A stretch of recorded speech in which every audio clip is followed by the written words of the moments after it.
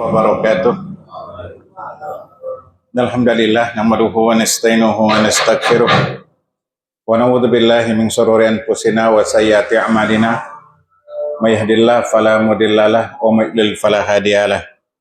Asyhadu an la ilaha illallah wahdahu la syarikalah wa asyhadu anna Muhammadan abduhu wa rasuluhu la nabiyya ba'da ma ba'd. Hadirin jamaah salat subuh azakumullah. Ketika Rasul Sallallahu Alaihi Wasallam hijrah ke Madinah, salat kaum muslimin masih menghadap Palestina. Jadi awalnya kita salat itu menghadap Masjidil Aqsa, Palestina. Ketika Rasul hijrah ke Madinah, orang-orang Yahudi senang dengan Rasul. Kenapa? Karena kiblat mereka sama dengan orang Yahudi, yaitu menghadap Palestina. Sedangkan orang-orang musyrikin mencela Nabi Sallallahu Alaihi Wasallam dengan mengatakan, kenapa Muhammad kiblatnya kok menghadap Palestina? Sedangkan Nabi Ibrahim yang merupakan silsilah agama Muhammad itu menghadap Ka'bah. Sehingga orang-orang musyrikin mencela, kenapa Nabi Muhammad tidak sama kiblatnya dengan Nabi Ibrahim? Setiap saat Nabi berdoa kepada Allah Subhanahu wa taala, meminta kepada Allah agar kiblat pindah dari Masjidil Aqsa menghadap Ka'bah Baitullah. Kemudian turunlah ayat Al-Qur'anul Karim dalam surah Al-Baqarah ayat 144.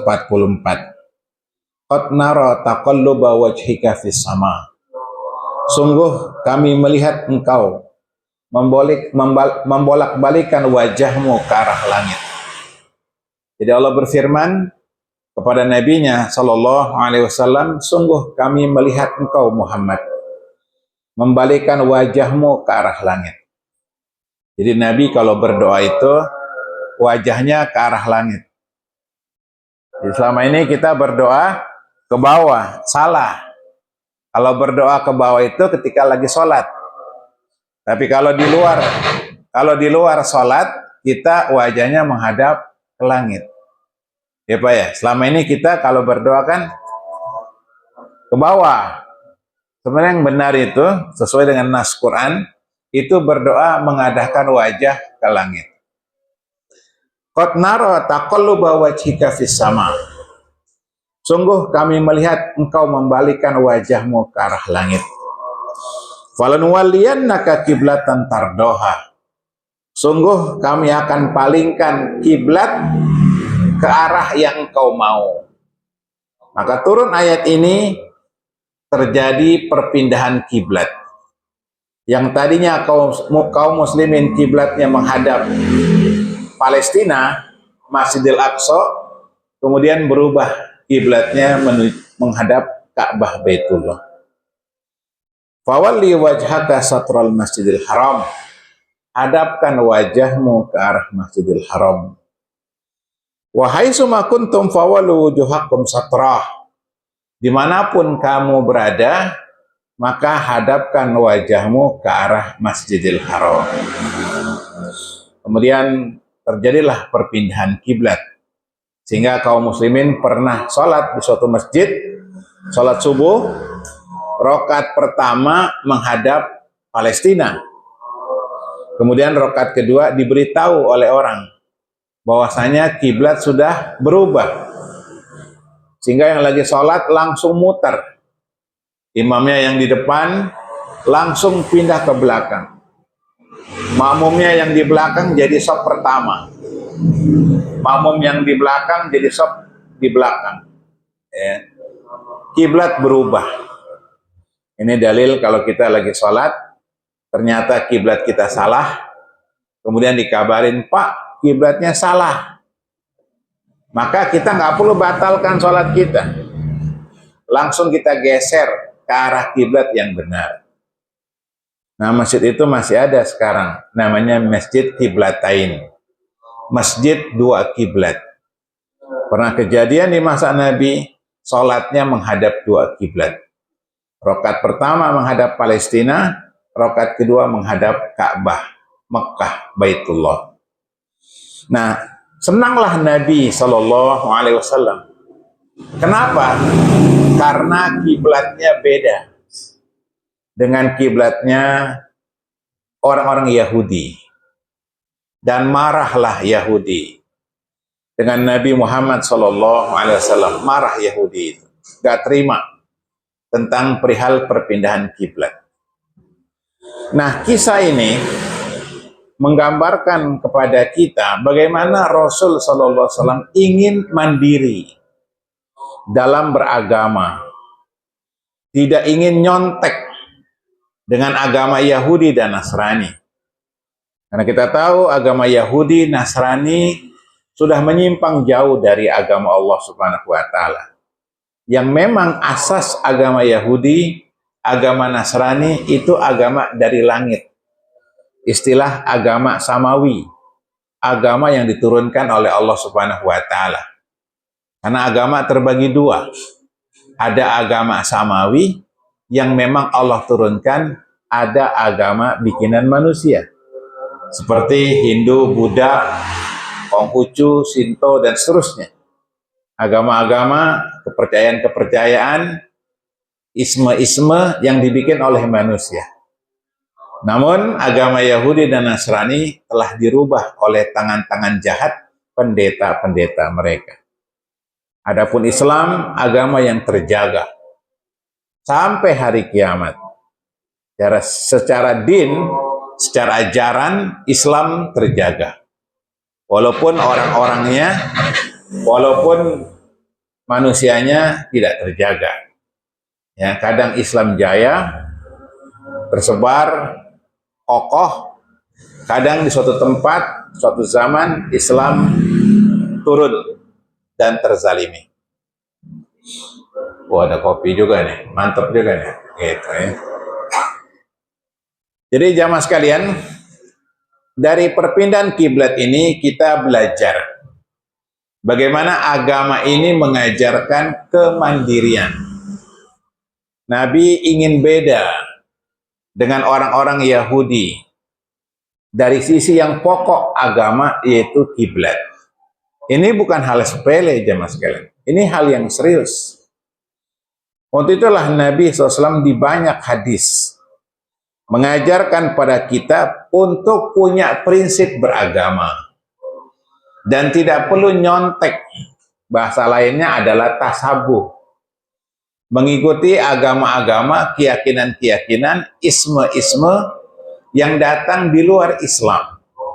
Ini contoh kasus perpindahan kiblat. Mulailah di banyak hadis Nabi mengajarkan kemandirian.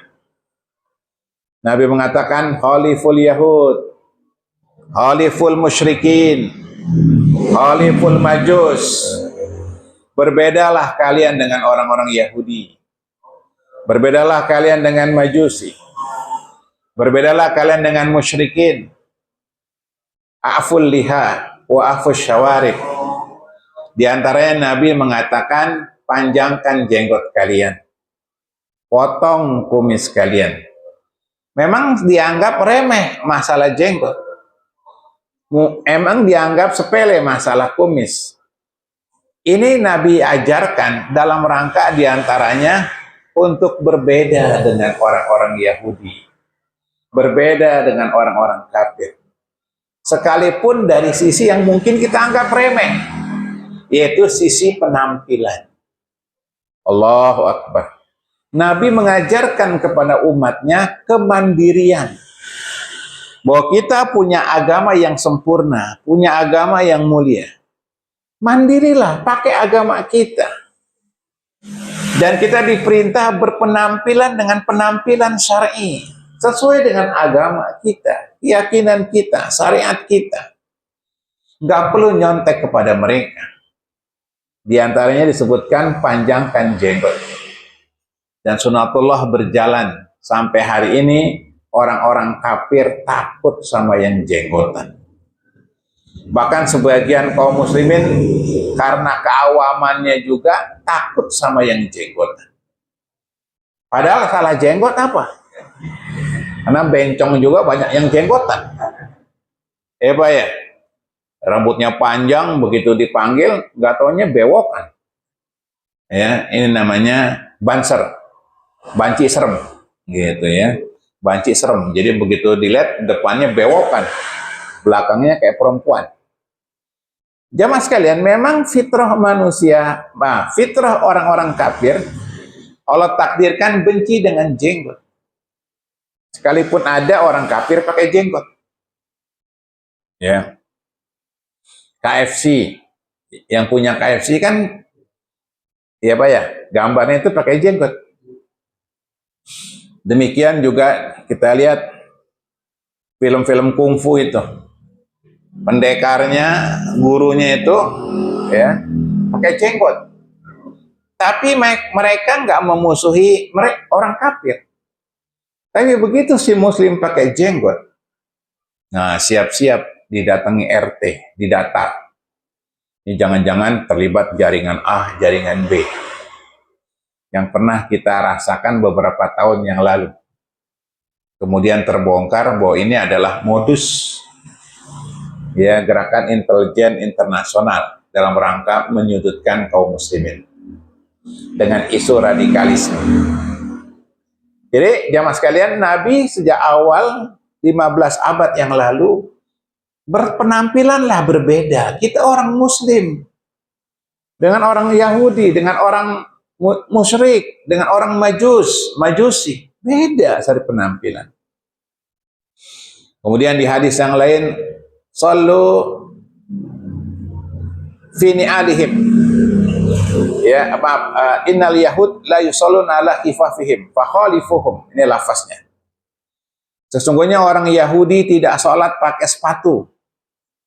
Dulu kaum muslimin sholat pakai sepatu, Pak.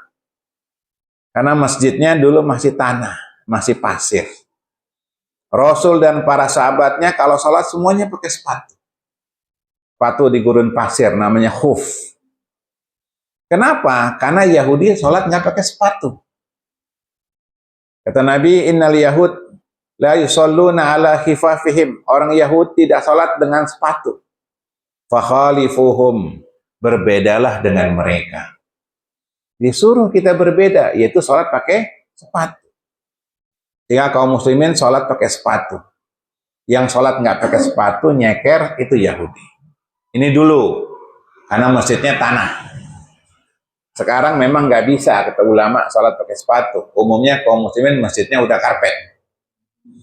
Jadi kalau ada orang nyelonong sholat ke masjid, nggak buka sepatu, digampar sama merbotnya kan, gitu ya. Nah, jadi kalau misalnya seandainya kita sholat di lapangan, sholat jenazah di luar masjid, maka nggak perlu buka sepatu. Sholat pakai sepatu lebih utama. Hadis-hadisnya mutawatir. 80 orang sahabat meriwayatkan hadis tentang sholat pakai sepatu. Dan saya pernah menerapkan sholat pakai sepatu. Begitu saya kerja di wilayah gudang, pergudangan. Sehingga daripada kotor-kotor, mendingan sholat pakai sepatu sekalian. Geger satu kantor, sholat pakai sepatu. Ilmunya ketinggian katanya. Padahal ini syariat yang sudah hilang. Nah, kembali bahasan kita, Nabi sejak dini mengajarkan untuk kita mandiri dalam beragama. Nggak perlu nyontek kepada mereka, orang-orang kafir. Kemudian Nabi mengeluarkan hadis yang terkenal yang menjadi pemisah antara mana yang harus kita ikuti dan mana yang harus kita jauhi. Nabi bersabda, man tasabbaha biqaumin fahuwa minhum. Ini hadis sahih riwayat Imam Abi Daud. Barang siapa yang menyerupai satu kaum, maka dia termasuk kaum tersebut. Barang siapa yang menyerupai satu kaum, yang dimaksud menyerupai ini, menyerupai dari kekhususan tradisi ibadah orang kafir. Maka dia termasuk mereka.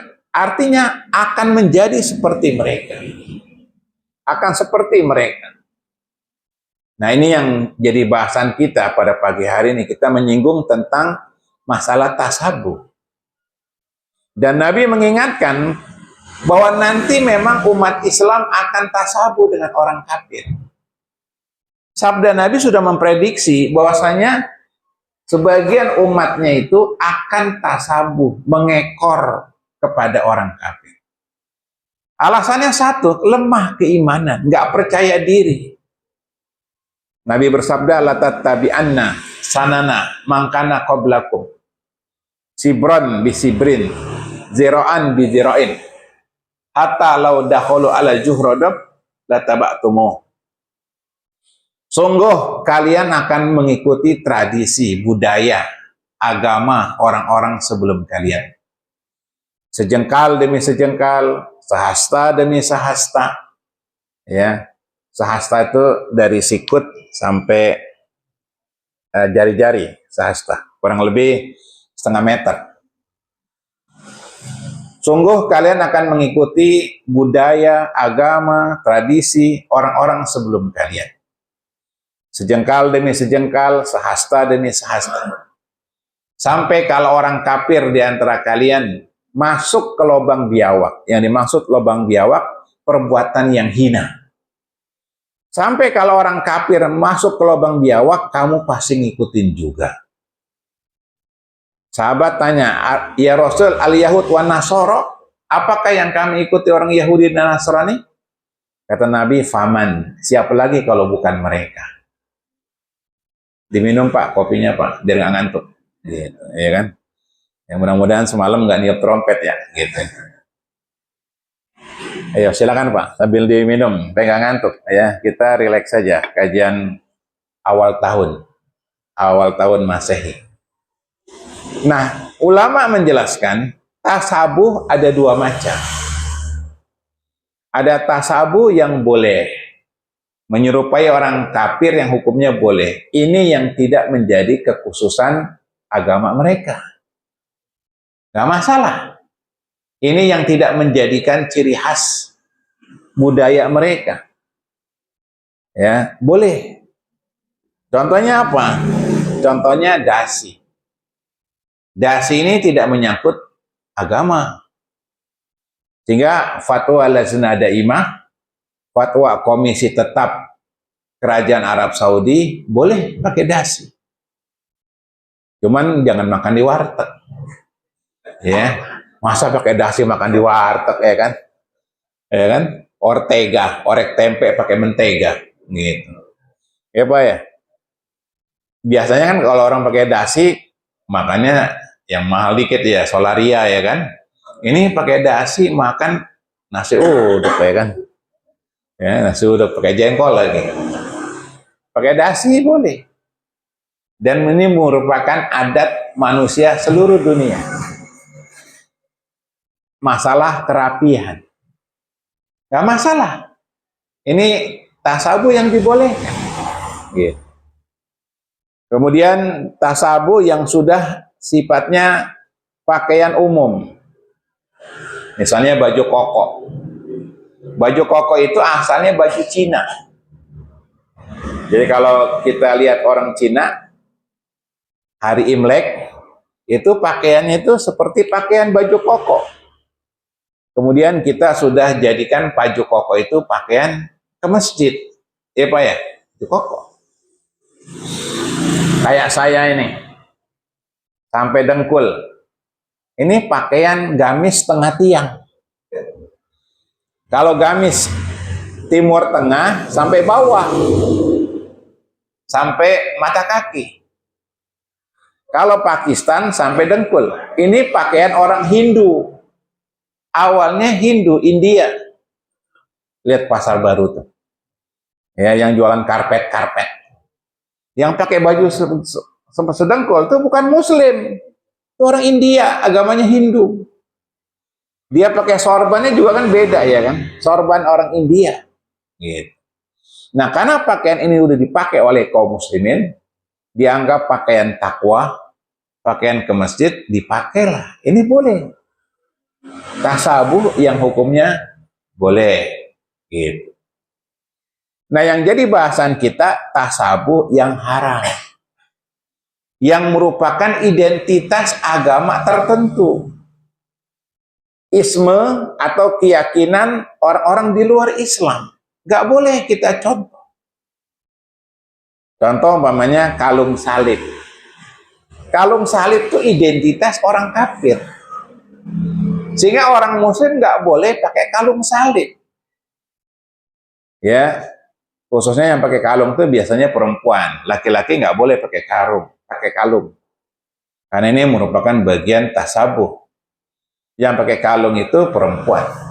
Kalau seandainya bapak punya istri, punya anak perempuan, punya keluarga yang perempuan pakai kalung salib, bapak akan larang. Ini orang Kristen pakai salib. Orang Islam nggak pakai salib. Silakan pakai kalung emas, silakan, karena perempuan boleh. Tapi jangan kalung salib. Kenapa? Tasabuh dengan orang Nasrani. Ini tasabuh yang haram. Tasabuh yang haram dalam Islam terbagi jadi 4. Perhatikan, jangan pura-pura tidur. Ya. Minum kopi, Pak. Saya dapat teh. Dulu zamannya Pak Haji Amir, ya, Pak Dokter, saya kalau ceramah sini dibikinin susu. Satu-satunya tempat masjid atau musola penceramah dikasih susu di sini doang. Yang lain kan teh, kopi, air putih. Di sini doang yang dapat air susu, gitu ya. Rahimahullah ya, wafat. Nah, jamaah sekalian, tasabuh yang terlarang dalam Islam ada 4. Yang pertama yang jadi bahasan kita, tasabuh nyontek menyerupai orang kafir yang merupakan adat agama mereka. Ini nggak boleh. Misalnya pakai salib, pakai ciri khas agama-agama di luar Islam, Hindu, Buddha, dan seterusnya. Ini tasabuh haram, menyerupai orang kafir. Ya, contoh juga misalnya isme itu kepercayaan. Kita di sini ada namanya kejawen, ya, atau isme yang lain, ya, nenek moyang. Ya. Nggak boleh yang merupakan identitas khas keyakinan mereka. Nggak boleh.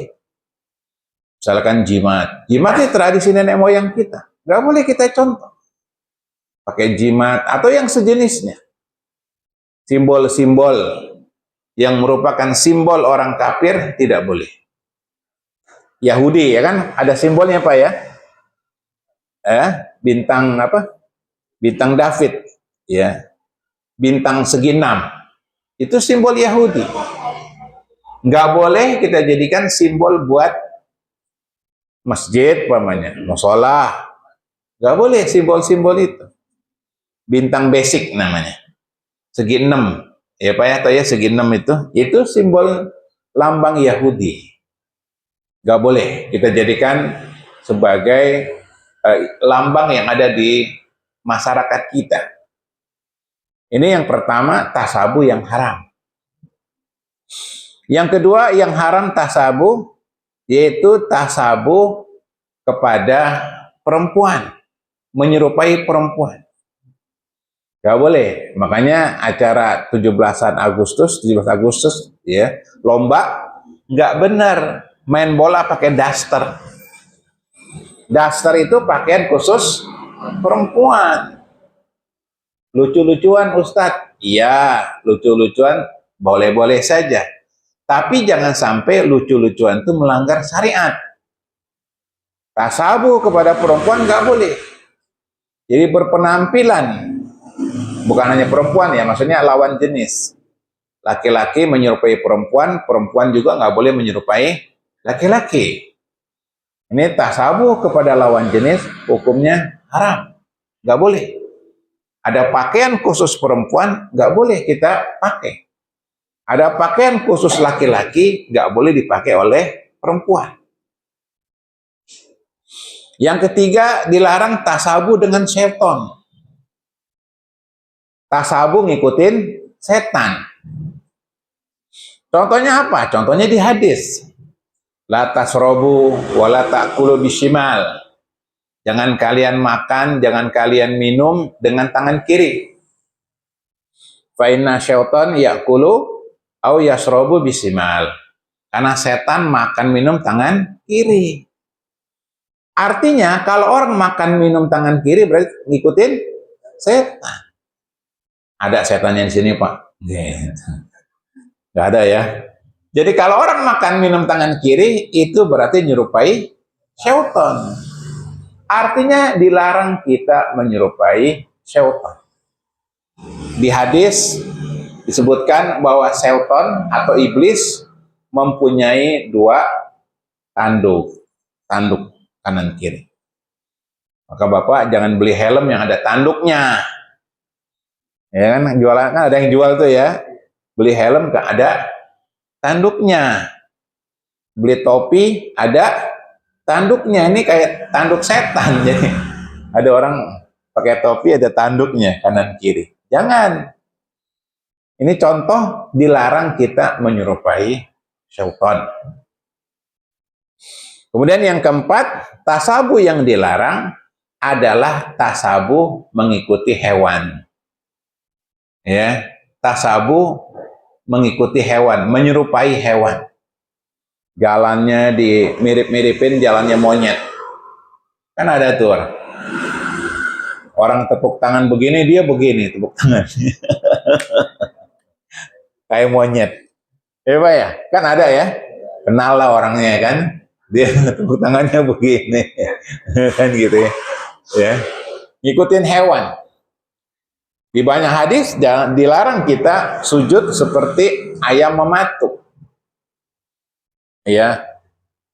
Cepat mematuk, tidak tumanina. Di hadis dilarang kita duduk ik'a seperti duduknya anjing. Ya. Dalam salat ini.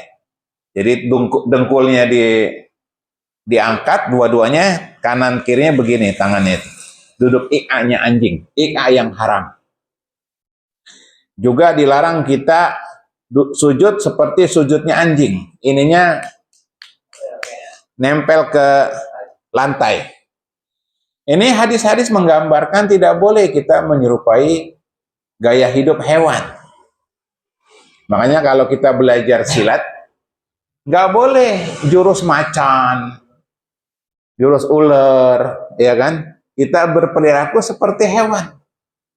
Jurus monyet, ya. Ya Pak ya, kan kalau dalam dunia persilatan ada dikenal dengan jurus-jurus hewan. Nggak perlu kita ambil yang seperti itu. Ya Bapak-bapak yang mendalami bela diri itu dalam mengamalkan jurus hendaknya dilihat jurus-jurusnya itu. Yang mirip-mirip dengan hewan itu dilarang. Nah ini tasabuh yang jadi bahasan kita. Tasabuh kepada orang kafir gak boleh. Yang kedua apa? Tasabuh kepada lawan jenis perempuan. Yang ketiga, tasabuh kepada syaitan. Yang keempat, tasabuh kepada hewan. Makanya kita pakai baju hewan nggak boleh. Badut-badutan nggak boleh. Ya. Atau menyerupai setan, kayak bintang film jadi setan. Iya, kasihan ibunya. Anak gua jadi setan. Walaupun main film nggak boleh. Demikian adegan orang kafir jadi adegan Firaun. Nggak boleh. Ya, tinggalkan profesi jadi bintang film. Gitu. Kalau mau jadi oligarki aja. Oligarki yang benar, yang lurus. Ya Pak ya? Karena negara ini hancur oleh oligarki. Oligarki yang syariah. Gitu ya. Mudah-mudahan ada anak keturunan kita yang jadi bos besok ya Pak ya. Untuk memperjuangkan Islam dan kaum muslimin. Dan yang bikin masalah di negeri kita ini yaitu oligarki yang nakal. Oligarki itu orang kaya boleh. Abu Bakar kaya, kalau sekarang itu oligarki. Umar, Utsman kaya, yang miskin Ali. Tapi oligarki yang benar. Ini sahabat Nabi udah kaya, dijamin masuk surga, luar biasa. Kita udah miskin, wah, bau-bau neraka lagi kan gitu. Kembali bahasan kita. Jadi tasabuh ini merupakan bentuk kelemahan dalam beragama. Namun sayang sekali lagi kita lemah dalam beragama. Kenapa lemah dalam beragama? Pembinaan akidah tauhidnya nggak ada. Jadi kayak kita umpamanya lihat di Timur Tengah, itu mereka mengenal agama dari tauhid, dari akidah. Kita di Indonesia kalau mengenal agama itu dari adab. Jangan ada dusta di antara kita. Ceramahnya gitu-gitu aja. Indahnya ini, indahnya itu. Indahnya kebersamaan. Kan rame itu, Pak. Manajemen hati, manajemen kolbu. Bicara tentang adab, etika. Tauhid enggak. Akhirnya cara beragama kita lemah. Lihat tuh Timur Tengah. Mereka udah biasa dengan pakaian syar'i mereka. Mau ketemu siapapun, Raja Salman pakai gamis. Coba kita diundang ke istana, berani pakai gamis? Berani. Ini istana nih, bukan majelis taklim. Gitu. Di sana karena pembinaan tauhid kuat, gamis itu ya secara syar'i cocok, pas. Sehingga dimanapun mereka pakai pakaian syar'i. Dan mereka nampakkan siar agama mereka. Oh, Pak. Tauhidnya bagus. Kalau kita pembahasan tauhid, kajian tauhid, hilang. Sehingga kita kalah mental.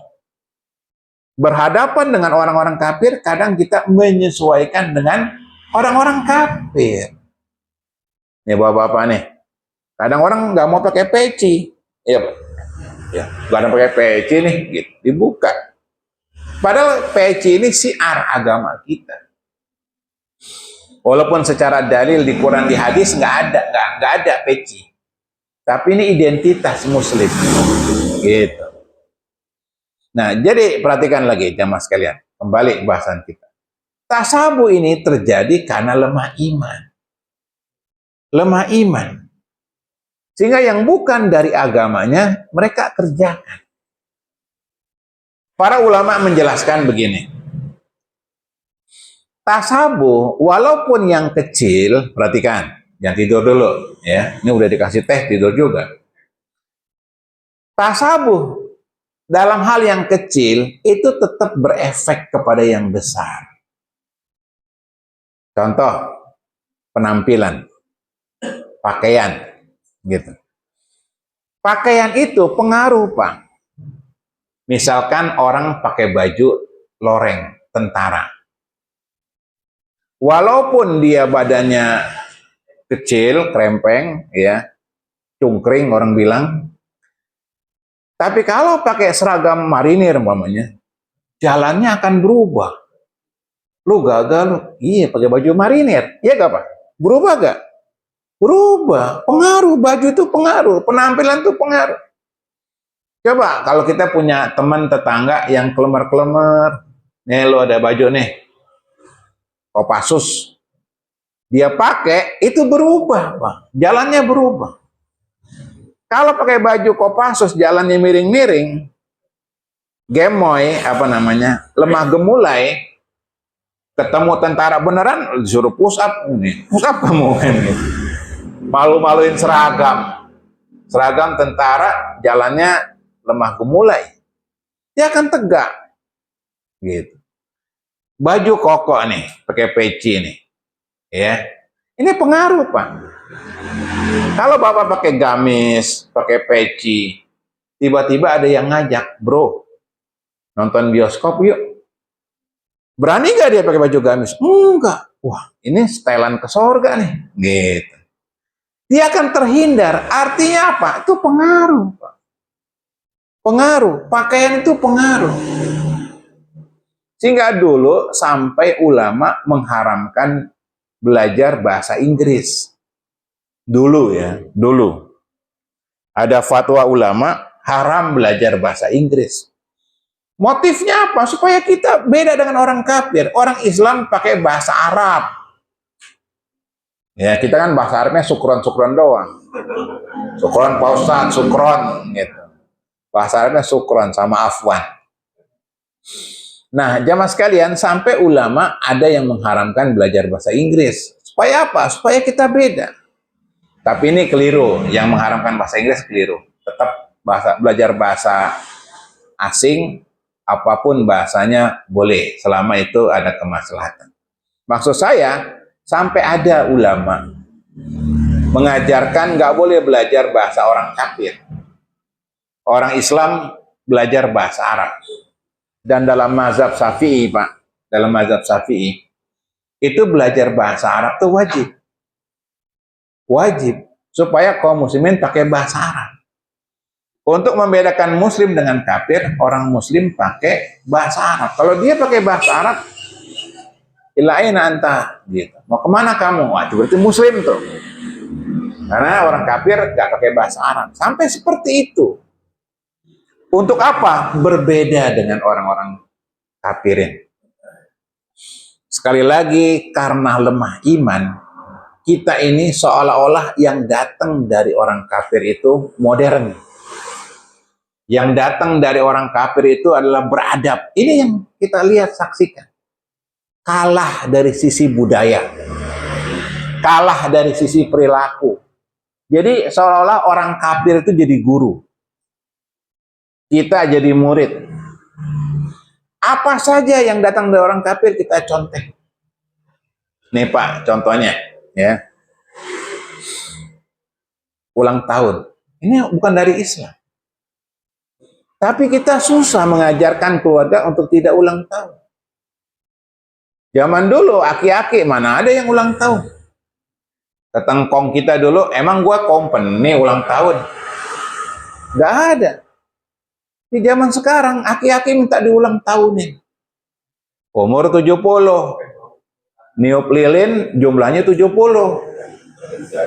Lilin ditiup, mati, dia juga mati. Bengeknya kumat. Sama-sama mati. Ini salah. Contoh, nih Pak, olahraga. Olahraga aja, kita sampai ngikutin orang kafir. Tinju. Yang suka bawa papan ronde tinju siapa Pak? Perempuan. Entah janda, entah gadis ya kan? Gitu. Tapi pakaiannya syahwat, seksi. Kita ikut-ikutan. Kenapa sih mesti perempuan? Emang nggak bisa bawa papan ronde itu laki-laki? Ya kan? Yang mayungin pembalap tuh siapa biasanya? Cewek. Seksi.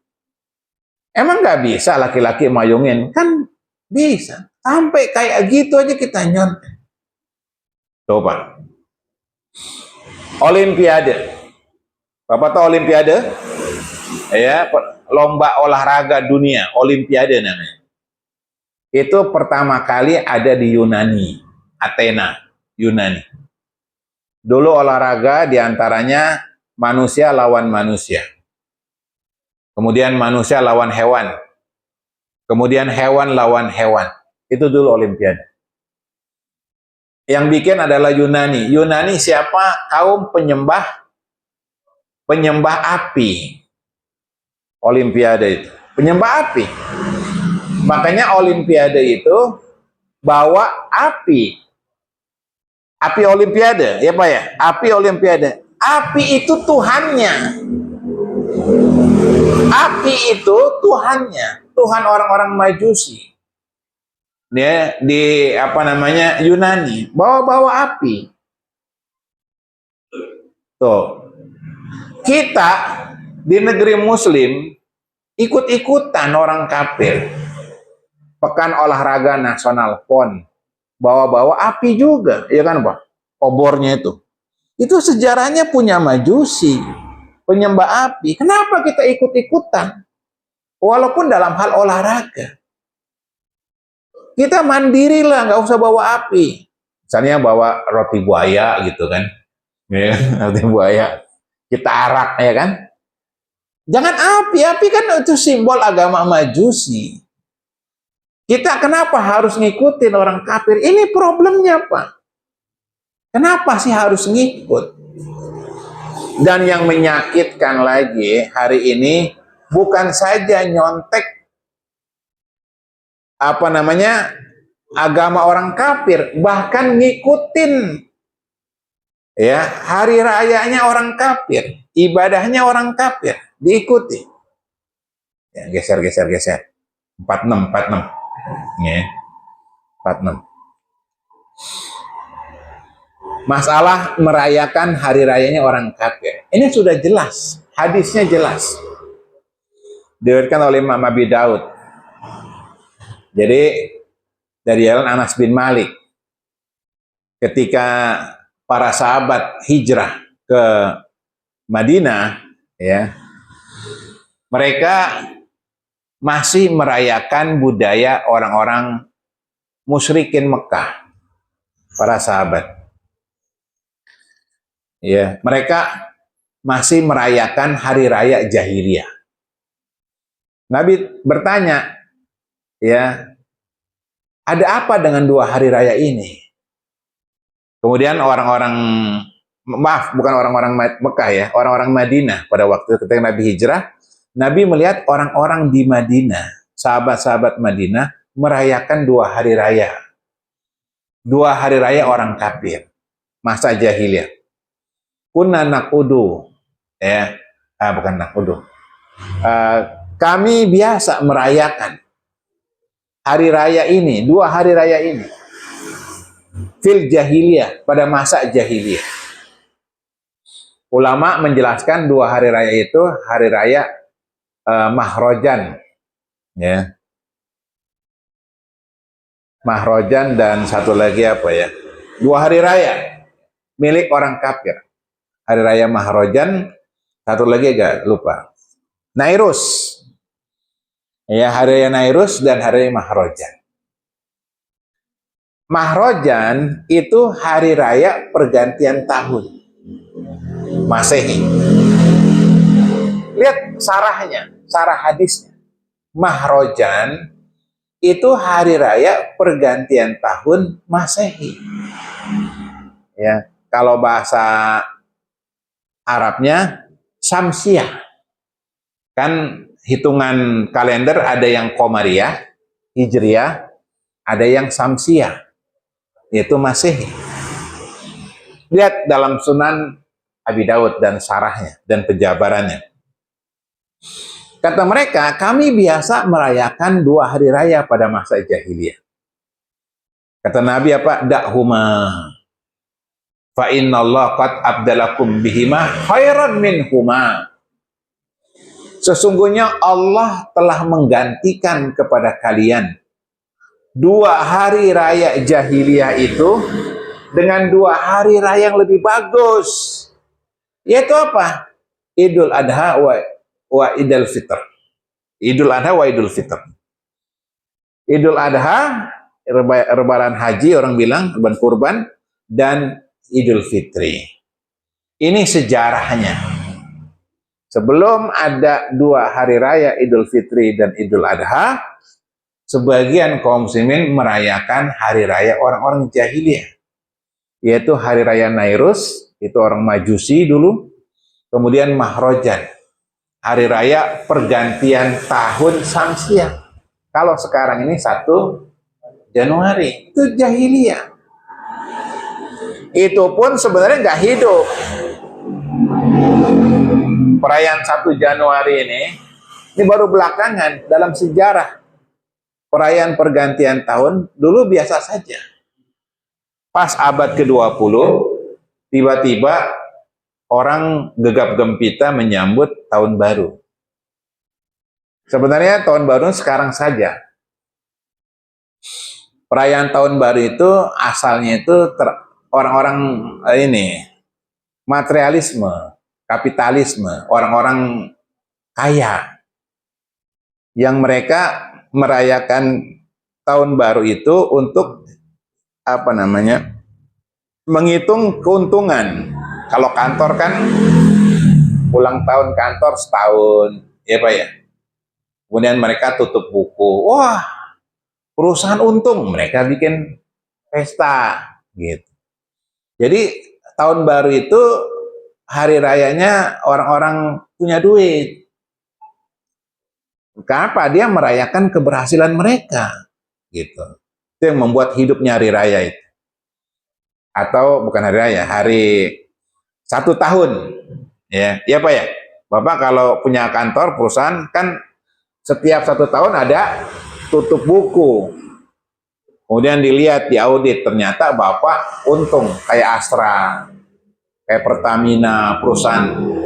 Biasanya setiap 1 tahun itu tutup buku ada lomba. Ya Pak ya. Di perusahaan kan gitu kan, ada lomba. Nah, itu yang membuat perayaan hari raya itu seperti sekarang ini. Itu orang-orang kafir sejarahnya. Bos-bos. Kenapa? Karena hari raya 1 Januari itu dari sisi akidah itu orang kafir. Kemudian dari sisi dunia juga nggak ada yang istimewa. Nggak ada yang istimewa. Ya kan? Nggak ada yang istimewa. Istimewa itu bagi orang kaya. Begitu diaudit, dia kaya. Untung. Kita orang susah. Nggak ada apa-apa, iya kan? Nggak ada apa-apanya. Apakah malam itu turun keberkahan? Enggak. Yang kita hidupkan dari sisi agama sebenarnya malam qadar. Malam Lailatul Qadar. Khairum min alfi syahr. Lebih utama daripada 1000 bulan. Ini malam Lailatul Qadar pada kagak kelihatan. Kagak nongol. Iya. Ya Pak ya? Malam qadar harusnya. Ya, hidupin malam qadar. Yang itikaf, kasih bakar hiu. Ya. Bakar hiu, apa? Ya kan? Bukan bakar lele, ya. Wah, bakar paus, ya kan? Bakar paus. Kalau kita mau hidupkan malam qadar. Nah, kembali bahasan kita tentang sejarah 1 Januari. Memang 1 Januari ini secara historis bukan hari raya sembarangan. Ini raya orang-orang di luar Islam. Namanya Mahrojan. Ya Pak ya. Ada yang membacanya Mihrojan. Ada yang baca Mahrojan, ada baca Mihrojan. Orang-orang kafir. Dan sudah ada di hadis. Sebagian sahabat merayakan. Nabi tegur langsung, "Da'huma." Tinggalkan hari raya kafir itu. Fa innallaha qad abdalakum bihima khairan minhuma. Allah telah ganti dengan 2 hari raya yang lebih bagus lagi, Idul Adha dan Idul Fitri. Makanya Bapak-bapak membendung merayakan hari raya orang kafir, kita pun harus menghidupkan hari raya kita. Hari raya Islam itu 3. Idul Adha, Jumat. Hari Jumat itu lebih mulia daripada hari raya Idul Adha, Idul Fitri. Sepakat ulama. Bahkan ada surah khusus, surah Al-Jumu'ah. Makanya ada istilah Jumat berkah. Dikasih makan.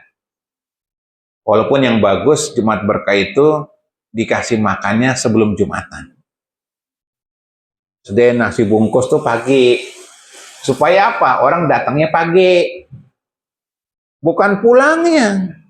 Dia udah datang telat, pulang duluan, dapat Jumat berkah, besek. Gitu. Kalau mau pagi, datang jam 9 nih, nasi kotak. Jadi orang datang pagi-pagi jam 9, dapat duluan. Gitu. Jam 10 dapat duluan.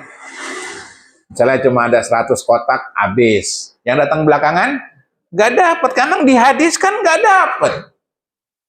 Ya kan? Yang datang menjelang imam naik mimbar itu seperti sodakoh sebutir telur. Imam naik mimbar tutup, nggak dapat keutamaan Jumat. Nah, jangan sampai orang datang udah khutbah kedua, begitu salam langsung loncat nenteng gitu. Jumat berkah. Kalau mau ya, ini saran saya, Jumat berkah itu sebelum Jumatan. Ini Pak pegang Pak buat makan siang. Waduh, udah pegang duluan ya kan? Gitu. Jadi banyak orang-orang Jumat berkah itu di sop pertama, sop kedua nggak dapat. Dia kehabisan, iya gak Pak? Yang ngabisin siapa? Anak-anak tuh. Gitu. Anak-anak tuh, dia udah nyikat duluan tuh dia. Nah ini terjadi. Jadi Jumat waktu apa namanya hari raya. Hidupkan. Kalau tradisi di Indonesia, Arab Melayu lah, Arab Indonesia, itu mereka bikin nasi kebuli. Nasi kebuli di Arab Saudi nggak ada, Timur Tengah nggak ada. Nah, nasi kebuli itu Arab sini, Arab Kampung Melayu, gitu. Ya, Arab kerukut. Ya, itu sejarahnya nasi kebuli bikinnya khusus hari Jumat. Dulu nggak dijual bebas, khusus hari Jumat kumpul keluarga, mereka bikin nasi kebuli. Jadi kalau bapak-bapak mau ngikutin, hari Jumat tuh bikin menu spesial. Menu spesial kita apa namanya? Nah, tiap Jumat bikin, kumpul. Ya, makan bareng. Itu sunnah menghidupkan hari raya pada hari Jumat. Bagus, Bapak nih DKM nih misalnya. Ya, misalnya ngeriung lah, orang bilang ngeriung. Hidupkan. Kalau bapak-bapak ngumpul keluarga, habis Jumat. Kumpul keluarga. Hidupkan. Jadi di sini nih misalnya hidupkan hari Jumat. Ya, Jumat subuh umpamanya kita bikin apalah, hidupkan hari raya kita. Makanya ada sekarang bagian orang sodakoh pada hari Jumat. Iya, ini hari raya.